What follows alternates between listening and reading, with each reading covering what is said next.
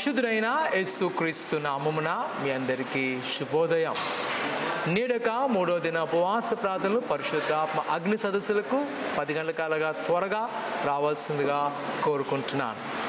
నేడక వాగ్దానము 1వ దినవృత్తాంతాల గ్రంథము 16వ అధ్యాయము 11వ వచనం. యెహోవాను ఆశ్రయించుడి, ఆయన బలమును ఆశ్రయించుడి, ఆయన సన్నిధి నిత్యము వెదుకుడి.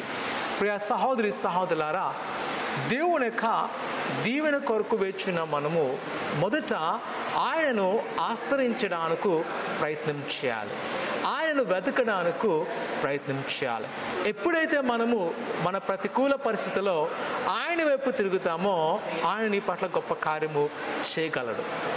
ఎందుకనగా నా అనుభవంలో చూస్తున్నప్పుడు చాలామంది దేవుణ్ణి వెతకడం మానివేస్తుంటారు. వారి బలాన్ని బట్టి, వారికున్న సామర్థ్యాన్ని బట్టి, వారికున్న వరులను జ్ఞాపకం చేసుకొని వాటి మీద ఆధారపడడం వల్ల ఏదో క్షణాన వారికి ఏమీ జరగదు.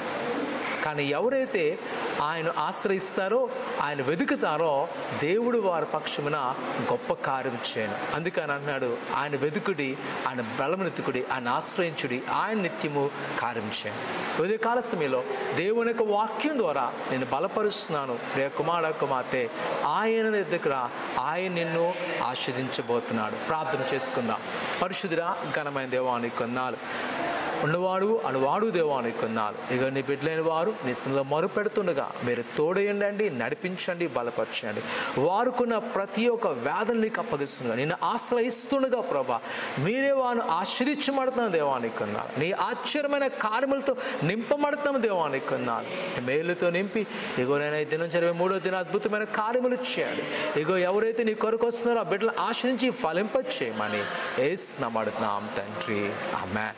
త్వరగా ఈ యొక్క 3వ దిన కూడికి వచ్చి ప్రభు సన్నిధిలో ఆరాధించవలసిందిగా కోరుకున్నాను. దేవుడు దీవించును గాక. ఆమేన్.